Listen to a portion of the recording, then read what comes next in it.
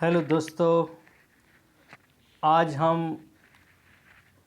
16वां जो गद्य हैं भारतीय संस्कृति में गुरु शिष्य संबंध,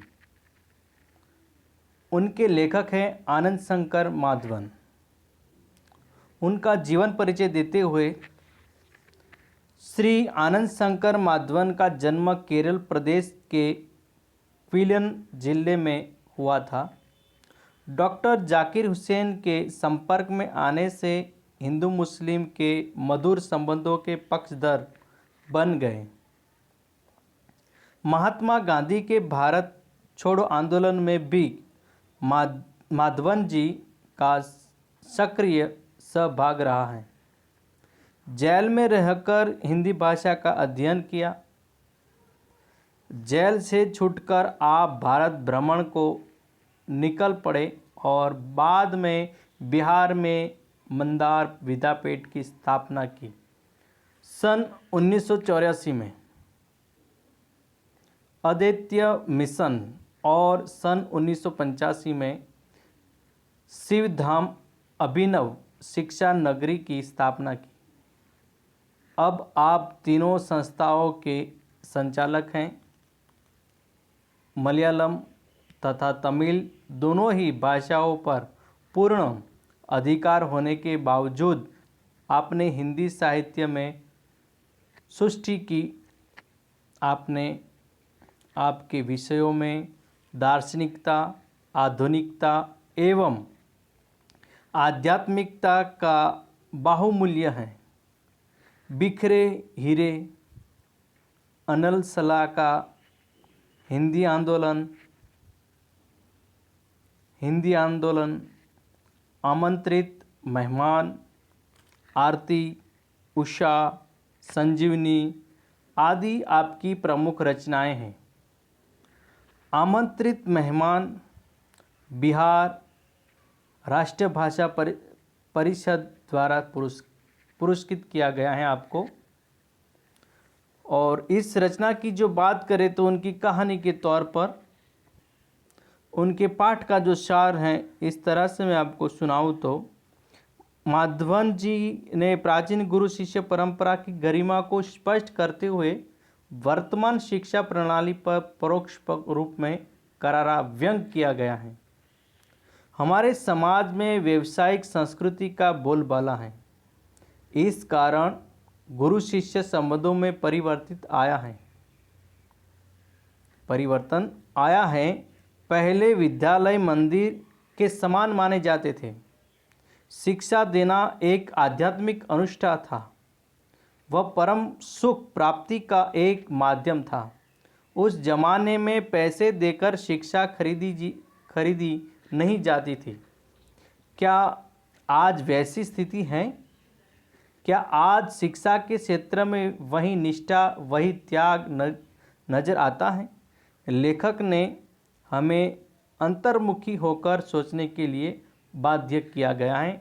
सोचने के लिए हमें बात बताई गई है। प्राचीन भारत में जो गुरु शिष्य संबंध की एक उज्जवल परंपरा थी, तब गुरु का आश्रम विद्या मंदिर के समान होता था। वहाँ पैसे का कोई स्थान नहीं था। आज पश्चिम के प्रभाव से गुरु शिष्य संबंध बदल गए। प्रस्तुत लेख में लेखक ने भारतीय संस्कृति में गुरु शिष्य संबंध के बारे में बताया गया है, उनके बारे में चर्चा की है। जो इस गद्य का जो सार इस तरह से है कि पहले विद्यालय मंदिर के समान माना जाता था। प्राचीन भारत में विद्यालय मंदिर के समान माने जाते थे। शिक्षा देना एक आध्यात्मिक अनुष्ठान था। विद्या पैसे देकर खरीदी और पैसे लेकर बेची नहीं जाती थी। शिक्षा देना परमेश्वर को पाने का एक माध्यम था। शिष्य पुत्र से अधिक प्रिय होते थे। लेकिन आज की स्थिति, यानी आज यूरोप के प्रभाव से शिक्षा क्षेत्र में व्यावसायिक संस्कृति आ गई है। शिक्षक वेतन भोगी हो गए हैं, यानी पगार अच्छा है, बस वही सोचते हैं। शिक्षक वेतनभोगी हो गए हैं और शिष्य को शुल्क देकर विद्या प्राप्त करनी पड़ती है। आज के ज़माने शिष्य हमेशा पैसे देकर उनको ज्ञान प्राप्त करना पड़ता है, विद्या लेनी पड़ती है। आज शिक्षण कार्य पेट पालन का साधन बन गया है। आज शिक्षण एक कार्य ऐसा बन गया है कि पेट पालने का एक साधन बन गया है। भारतीयों का जो स्वभाव यानी भारत के लोगों को अपने यहाँ की मूल्यवान चीज़ों का मूल्य तभी समझ में आता है जब विदेशों में उनकी कदर की जाती है। भारत में विवेकानंद का स्वागत तभी हुआ जब अमेरिका में उन्होंने नाम कमा लिया। नोबेल पुरस्कार मिलने पर ही बंगाली लोग रविंद्रनाथ टैगोर का सम्मान करने लगे। भरतनाट्यम और कथकली जैसे नृत्य विदेशों में लोकप्रिय होने के बाद ही यहाँ लोकप्रिय हुए।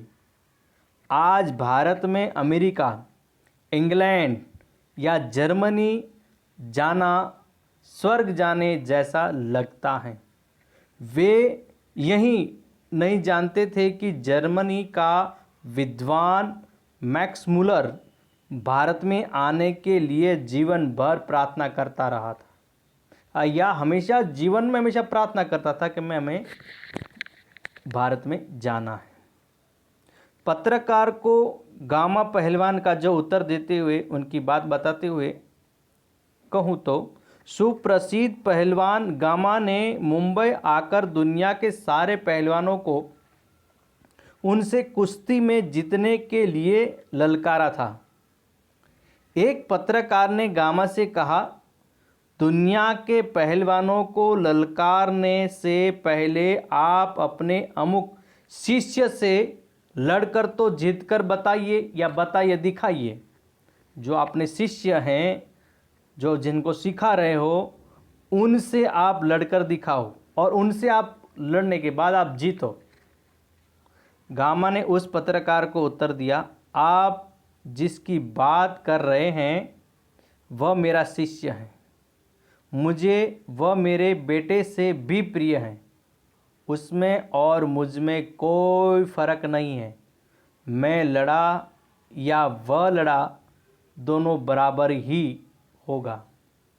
मैं चाहता हूँ कि वह मुझसे ज़्यादा नाम कमाए। मुझे लगता है आप हिंदुस्तानी नहीं हैं। मुझे ऐसा लग रहा है कि आप भारत के नहीं, हिंदुस्तानी नहीं हैं।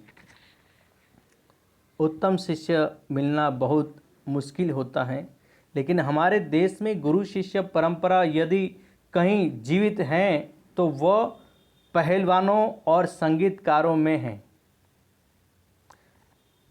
और मैं आपको एक बात बताना चाहता हूं दोस्तों कि जब पहलवान कुश्ती लड़ने से पहले गुरु को हमेशा पांव छूते हैं।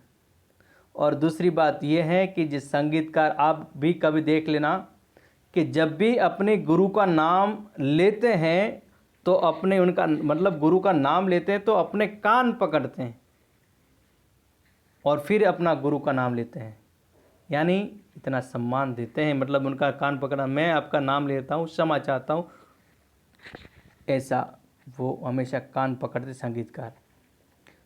तो यानी वह पहलवानों और संगीतकारों में है परंपरा। भगवान राम कृष्ण परमहंस को बहुत प्रार्थना के बाद विवेकानंद मिले थे। ईमान इस्माहित जो हैं, ईसा मसीह ने अपने अनुयायियों को अपने से अधिक महत्व दिया है। ईसा मसीह ने अपने अनुयायियों को, चाहने वालों या जो उनके शिष्य, जो उनको मानने वाले, उनको अपने अधिक महत्व दिया गया था। संगीतकार की अपेक्षा उनके श्रोता अधिक श्रेष्ठ होते हैं। हमारे यहाँ पूज्य की अपेक्षा पुजारी को अधिक महत्व दिया जाता है। गुरु शिष्य में जाति धर्म का स्थान नहीं है, कोई जाति भेद नहीं है, कोई नात न धर्म न जाति कुछ भी नहीं है। लेकिन गुरु शिष्य परंपरा में जाति धर्म नहीं देखा जाता, गुण को प्रख्यात या प्रवक्ता दी जाती है, उनको स्थान दिया जाता है, मान और सम्मान दिया जाता है, कोई भी धर्म का हो, कोई भी नाते का, कोई जाति का हो।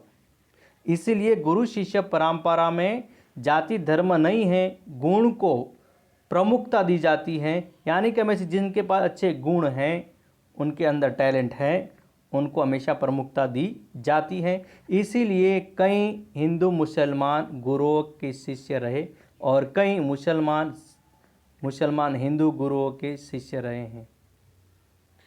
सेवा लेने नहीं देने की वस्तु है, सेवा देने नहीं लेने की वस्तु है। अधिकतर गुरु सेवा लेने में ही अपनी चतुराई समझते हैं। सच ये है कि सेवा लेने की नहीं देने की वस्तु है। बच्चे, रोगी, असहाय और वृद्ध लोग सेवा लेने के अधिकारी हैं। इनकी सेवा को ईश्वर की सेवा माननी चाहिए। आज के ज्ञानी और तपस्वी गुरु नहीं रह गए हैं, क्योंकि वे शिष्य को तैयार करने में आवश्यक श्रम नहीं उठाते थे। पुजारी जितने प्रेम और भाव से मूर्ति की पूजा करता है, मूर्ति में उतनी ही शक्ति आती है। गुरु और शिष्य के बारे में भी यही सिद्धांत काम करता है। तो ये है हमारी भारत की जो संस्कृति, हमेशा पहले से ही, प्राचीन काल से ही हम गुरु शिष्य का संबंध बहुत ही अच्छा था, उज्जवल था और परंपरागत तौर पर माना जाता था। तो दोस्तों, इस गद में कुछ मुहावरे हैं जो यहाँ पर मैं आपको बताता हूँ। इस गद में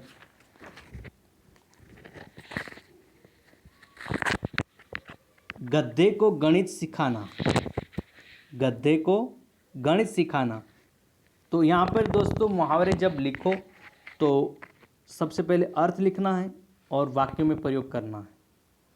तो गधे को गणित सिखाना यानी इसका अर्थ है अयोग्य को ज्ञान देना, यानी व्यर्थ प्रयास करना। उनके वाक्य में प्रयोग करना हो तो इस तरह से कर सकते हैं कि मूर्ख को पढ़ाना गधे को गणित सिखाने जैसा है। दूसरा जो मुहावरा है, ताकते रहना, ताकते रहना यानी आश्चर्य से देखते रहना, आश्चर्य से देखता रहना। यानी वाक्य में प्रयोग करें तो इस तरह से प्रयोग कर सकते कि मेरे हाथ में ट्रॉफी देखकर पिताजी मुझे ताकते रह गए। और तीसरा जो मुहावरा है, पसीने की कमाई, पसीने की कमाई यानी उनका अर्थ है कि कठिन परिश्रम का फल। उनके वाक्य में प्रयोग करना हो तो इस तरह से कि इंजीनियरिंग की ये डिग्री मेरे पसीने की कमाई है, पसीने की कमाई है। और एक जो चौथा है मुहावरा, रंग जाना, रंग जाना यानी गहरा प्रभाव पड़ना। रंग जाना यानी उसका अर्थ है गहरा प्रभाव पड़ना। और वाक्य में प्रयोग करना हो कि विदेश में रहकर वे वहीं के रंग में रंग गए। तो दोस्तों, यहाँ पर ये जो गद है 16वां समाप्त होता है, तो उनको आपके नोटबुक में लिखना है। और मैं यहाँ पर अपनी बात समाप्त